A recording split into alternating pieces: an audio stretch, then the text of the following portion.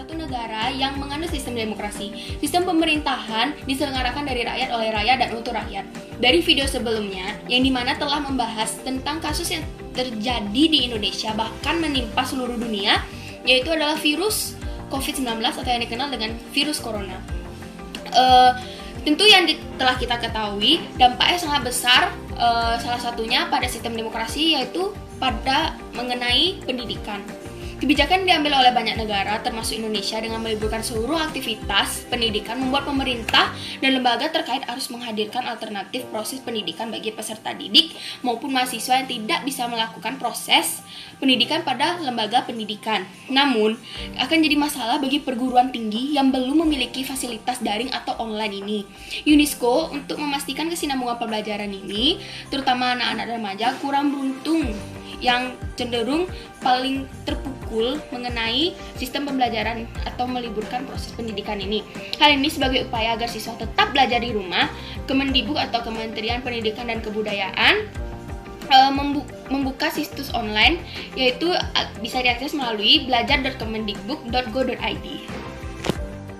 Penyebaran virus corona sangat berpengaruh terhadap industri pariwisata, yaitu seperti banyaknya masyarakat yang kehilangan pekerjaan, berkurangnya kunjungan wisatawan yang datang untuk berlibur, dan banyaknya perusahaan travel dan penerbangan yang mengalami kerugian besar, serta banyaknya tempat atau objek wisata yang ditutup sementara waktu karena sedikitnya pengunjung yang datang.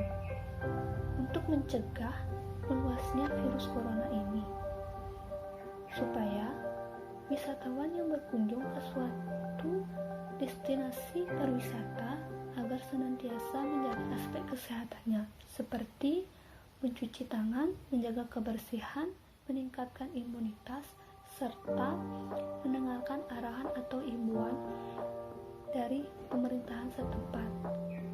Selain itu juga untuk menghindari atau mengurangi kerumunan banyak orang agar terhindar dari virus corona ini. Penyebaran virus corona menjadi salah satu perhatian yang paling serius di mata dunia. Sampai saat ini belum ada vaksin ditemukan untuk menghentikan penyebaran tersebut. Hal ini sangat berdampak buruk bagi perekonomian dunia. Sebelum corona menyebar, beberapa lembaga internasional memprediksi bahwa yang akan melemahkan laju perekonomian di dunia adalah faktor global, yaitu faktor perang dagang dan geopolitik. Sandiaga Uno mengatakan bahwa penyebaran virus corona ini telah melemahkan pertumbuhan ekonomi di dunia sekitar 0,5 sampai 29%. Kehadiran COVID-19 ini menjadi salah satu faktor yang akan melemahkan laju pertumbuhan perekonomian di dunia. Pelemahan itu juga akan berdampak buruk. Ya, baik, selanjutnya kita akan membahas mengenai kehidupan sosial budaya di Indonesia setelah adanya pandemi virus corona 2019. Kita mengetahui bahwa negara Indonesia adalah negara yang berbudaya, negara dengan tingkat keanekaragaman budaya paling banyak di dunia. Dua budaya Indonesia yang paling terkenal adalah budaya ramah tamah dan budaya beribadah. Indonesia terkenal sangat ramah terhadap masyarakat Indonesia sendiri dan kepada masyarakat asing yang datang ke Indonesia, baik itu berkunjung maupun berwisata. Selanjutnya adalah budaya beribadah. Di Indonesia sendiri ada 6 kepercayaan yang diakui oleh pemerintah. Oleh karena itu, tidak heran kita akan menemui banyak sekali perayaan-perayaan yang bersangkutan dengan 6 kepercayaan tersebut. Salah satu contohnya adalah bagi umat Kristiani. Umumnya, masyarakat Kristiani akan datang ke gereja untuk beribadah pada hari Minggu untuk melakukan ibadah bersama. Namun, setelah adanya pandemi virus corona ini, ada beberapa gereja yang tutup atau melakukan ibadah online, di mana umatnya akan melakukan ibadah di rumah mereka masing-masing untuk mencegah penyebaran virus corona tersebut. Jadi kesimpulannya bahwa pandemi virus corona ini sangat berdampak terhadap kehidupan sosial budaya di Indonesia.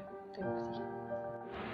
Seperti yang kita ketahui, virus corona merupakan virus yang dapat menyebabkan penyakit terhadap hewan maupun manusia.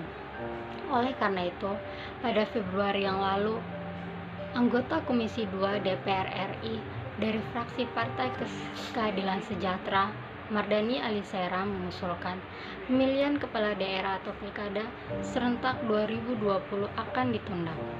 Sebab Indonesia tengah menghadapi penyebaran virus corona atau COVID-19 yang membuat situasi tidak memungkinkan untuk menggelar pesta demokrasi ini. Ia menyatakan juga bahwa penyelenggaraan pilkada serentak 2020 akan membuka ruang pertemuan masyarakat dalam skala yang besar. Padahal kegiatan-kegiatan yang mengumpulkan massa harus dihindari dalam upaya penanggulangan penyebaran virus corona. Ia mengajak agar seluruh elemen untuk fokus pada upaya penanggulangan dan mengurangi dampak virus corona dalam beberapa waktu ke depan. Meskipun demikian, Menteri Koordinator Bidang Politik Hukum dan Keamanan Mahfud MD mengatakan akan ada perubahan dalam pelaksanaan Pilkada serentak 2020 pada September mendatang. Perubahan ini meliputi pola kerja yang akan dilakukan oleh KPU dan sejumlah lembaga terkait pemilu. Namun, ia memastikan untuk jadwal pelaksanaan Pilkada serentak 2020 tak berubah dana akan berjalan seperti yang sudah ditetapkan. Perubahan ini dilakukan akibat dampak dari penyebaran virus corona. Negara Indonesia merupakan negara yang menganut sistem pemerintahan demokrasi. Sistem pemerintahan demokrasi yaitu sistem pemerintahan yang diselenggarakan dari rakyat, oleh rakyat, dan untuk rakyat. Akhir-akhir ini, negara Indonesia tengah mengalami isu global, yakni penyebaran virus COVID-19. Virus ini sudah menyebar hampir di seluruh negara yang ada di dunia, termasuk Indonesia. Bahkan di Indonesia, beberapa wilayah sudah ada warganya yang terserang virus ini. Sehingga, untuk upaya pencegahan, pemerintah Indonesia melakukan suatu sistem yang disebut dengan social distancing. Social distancing merupakan upaya yang dilakukan pemerintah untuk mengurangi jumlah aktivitas masyarakat di luar rumah, berupa interaksi dan kegiatan lainnya.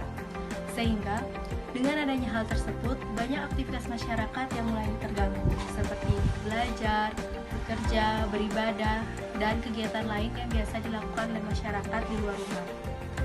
Sehingga, kita sebagai generasi muda dan masyarakat Indonesia sepatutnya taat akan peraturan yang telah dibuat oleh pemerintah.